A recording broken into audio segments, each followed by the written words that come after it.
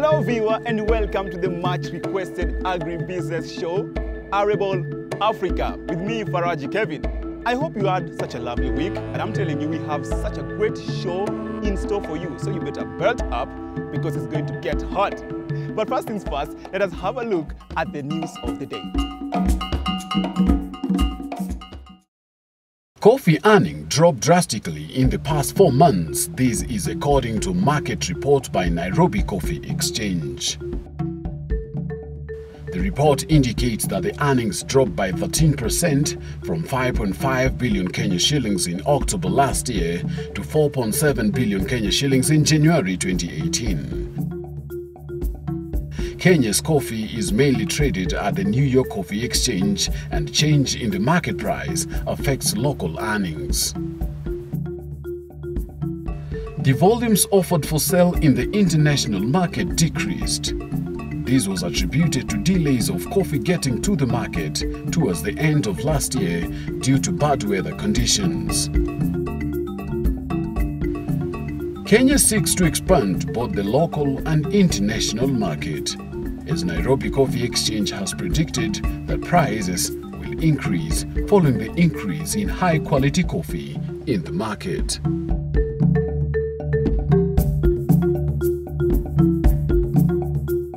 Farmers can now save money and pump water for free thanks to the improved bicycle pump that can pump 10 to 30 liters without use of electricity. Small-scale farmers can spend up to 3,000 shillings running water pumps that use fuel or electricity. With the use of bicycle pump, farmers will save the money used on fuel and channel it to other farming sectors. To operate the bicycle pump, one has to be physically fit.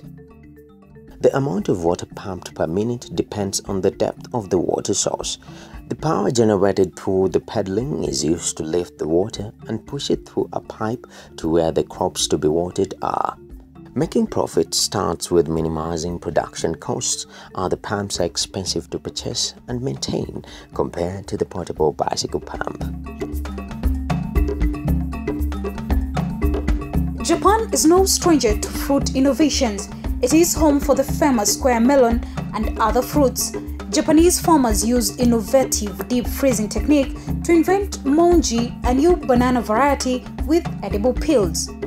The banana was pioneered by Setsuzo Tanaka, technical development manager at the D&T farm in Okayama Prefecture, Western Japan. The extreme cold triggers rapid growth from usual 2-year period for the normal banana to 4 months. The end result is a banana which appears normal but is much sweeter than normal bananas, plus its peel is 100% edible.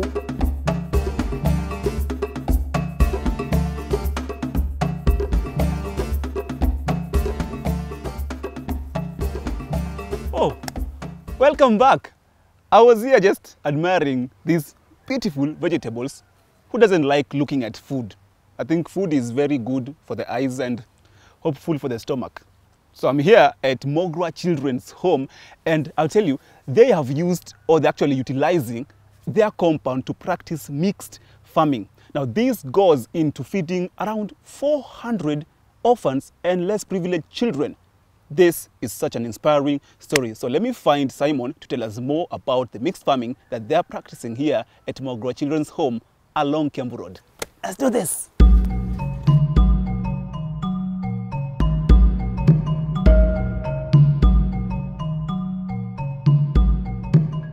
Tell us your name and what you do at Mogra. My name is Simon Karoga. I'm the Children's Center Manager. I've been working here for almost over 12 years now. The Children's Center is registered under the Ministry of Social and Gender Services, where it is allowed to accommodate kids from the orphans, abandoned and the street children. As time goes, we decided to do farming, because as Mogra Children's Center we usually depend on well-wishers, and in well-wishers most of the time we saw that there is need for us to look for ways of self-sustaining, especially for the home, considering that we have little kids starting from a month going all along, so some needs the nutrients like for the milk. Now we are doing a daily farming, we are doing the normal green grocery You can see the farm, there is have all kinds of vegetables. And we have 2 greenhouses which have been depending on. Inaweza kuwa kama hauna mtu anakusaidia ununue hizo vitu ama nini, unakuwa na shida sana. Unaweza kuwa kama sasa kuna kiangazi, kama hauwezi kuwa na shamba yako, zaidi mboga, hizo vitu muhimu kama maziwa, unakuta zinakutatiza sana. Please tell us, what vegetables do you have in your farm?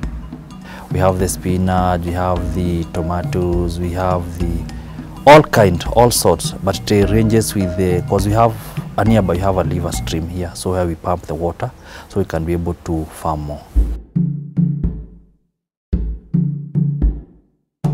We are having cows, but before usually we have some sheep.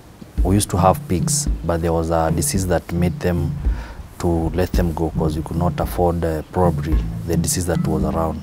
It was discovered by the veterinary from Kasarani area because we are in jurisdiction of Kasarani, and there was a need to let them go. Okay. Yeah. We sold them and some were just slaughtered. We used to sell to farmers' choice. Okay. Yeah. Kama sasa kwa muda wa kama miaka 7 hivi sijai nunua mboga. Tuanga hapo tuna maziwa. Sasa watoto wanakula tu. Sasa kama vile niko na watoto wengi, watoto 320. Ni watoto wengi sana. Sasa ukinunua mboga, ununue kila kitu, kitunguu, ununue kila kitu, yani kununua. Inakutatiza sana. It's quite cheap, and of course it is quite encouraging because even when we have the children here, we try to give them some activities to do, so that is part of that ownership. They feel that they belong to Mogra Children's Home and they still belong to Mogra Farm, whereby they can have activities like maybe doing some small activities in the farm. What are some of the challenges that you've been facing ever since you started farming? Sometimes pest control is quite hard, considering even the season, because sometimes you are doing the crop rotation. So sometimes you might find that maybe the pest you are using, they are not able to cure some of the diseases. Even the farm, dairy farm, I've experienced like a foot and mouth, probably finishing the cows, and even the diseases for the pigs. So it's a setback. Although what I can say in farming is you must have a heart for you to do farming, because most of the time there is no setback, even the natural calamities like the sunny season, and you have no option, just only to farm. We need more advice on what to do and what we are not supposed to do, and we need on the resources. Because even when you have good resources, even how to control the pest, I think we can be able to have more yields.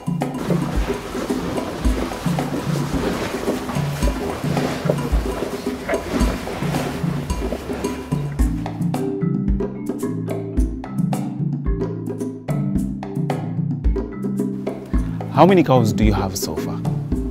Currently we are having 10, Okay. and I know two of them will be giving birth very soon, and currently we are milking 4. So that milk is being used by the young children, the small children in the orphanage. So you use them for milk only? Yeah, it's only used for milk only, because these were daily, they are for milk.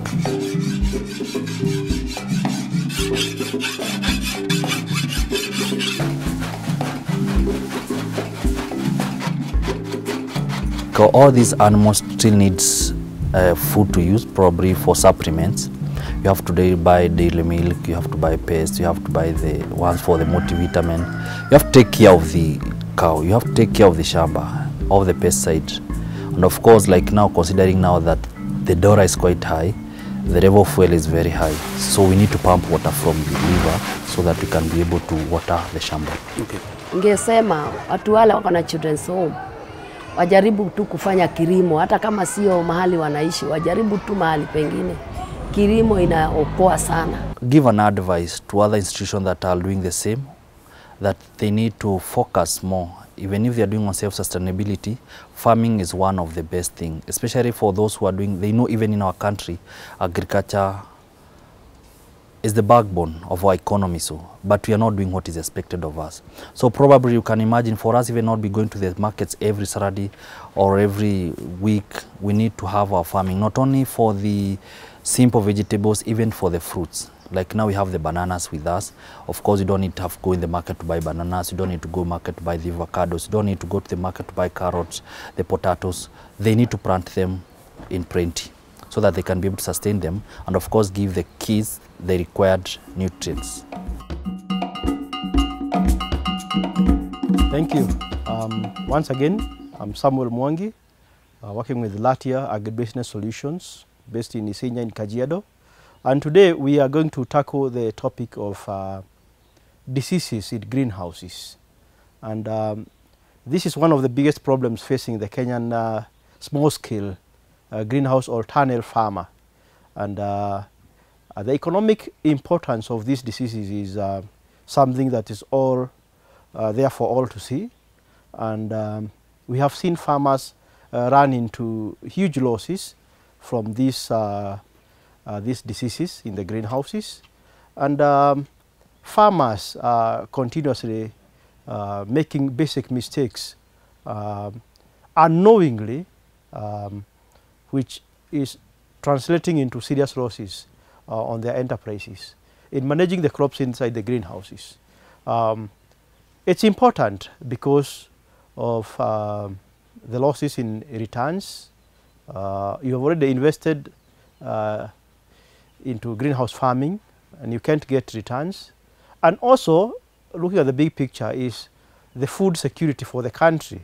It's important that you get the yields. We have to feed the nation, and if the diseases are going to damage our crops, there is no food for the country. It's important that these are managed effectively within the costs. Things like the basic design mistakes, the design of the greenhouse that farmers make, impact heavily and create conducive conditions for the development of these diseases. If you are in a hot area and you are going to construct a low tunnel, the daytime temperatures get very, very hot, and that creates conducive conditions for development of these diseases.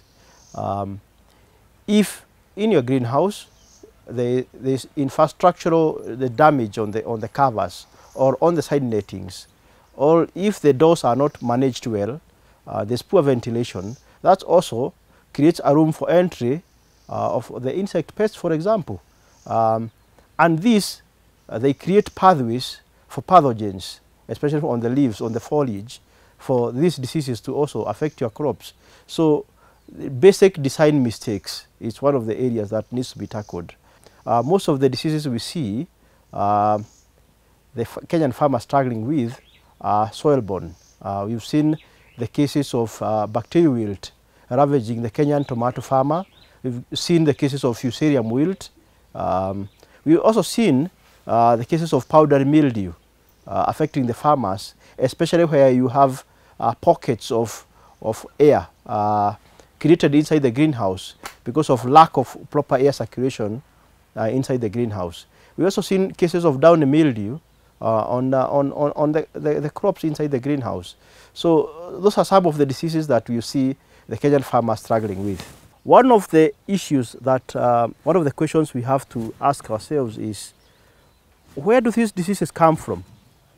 When there's no crop in the greenhouse, where are these diseases? Because once you put your crops on the ground, the diseases come and they ravage your crop. One of the key things that we see, one of the mistakes the Kenyan farmer makes is unlimited access to their greenhouse production areas. There is need to have limited access to your production site. As you can see here on our site on Latia, we've got our greenhouse production area is a restricted site. And this means not everybody can just walk in to make sure there's a reduced influx of disease entry points into your greenhouse crops. Number two, it's important that your greenhouse structure, its integrity is managed well. So you don't have torn covers, you don't have stone side nets, you don't have open doors, you don't have entry points, because some of the fungal spores are blown onto the crop from plants, for example, of similar botanical families. So a disease like powdery mildew, for example, would be blown from outdoor tomatoes into greenhouse tomatoes by wind. Yeah, so it's important that these entry points are properly managed. The biggest challenge on managing these diseases is, by the time you see the plant disease, it may be too late. By the time you can see it with your eyes, it means the disease has progressed into the plant. And at that point, at that juncture, you may need to resort to stronger pesticides that are curative in nature to manage this disease that is already inside the plant. So, and that comes along with a huge cost. So what we advocate for and what we are advising the farmers to do is to have in place preventative programs for managing the diseases. And that means locking out your greenhouses, limiting the access, ensuring there is sanitation, and whatever, like for example for the tomato greenhouses, you've got the double door design on the entrance of the greenhouse, and there's a foot bath with a disinfectant at the entrance, so that you don't get in the soil-borne pathogens with your boots into the growing area, and you manage the diseases that way. Also, effective scouting inside the greenhouses, and also considering that by the time you see the disease, it's already too late. You don't wait to see, you prevent by instituting a preventative program for disease management.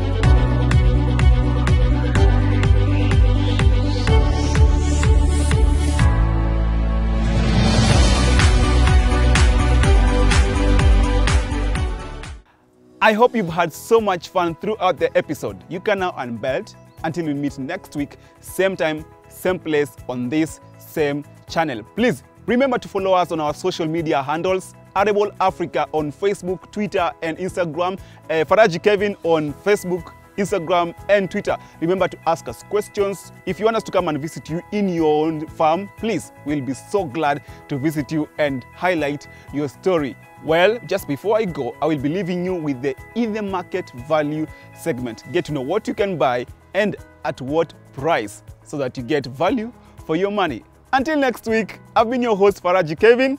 Take care of yourself.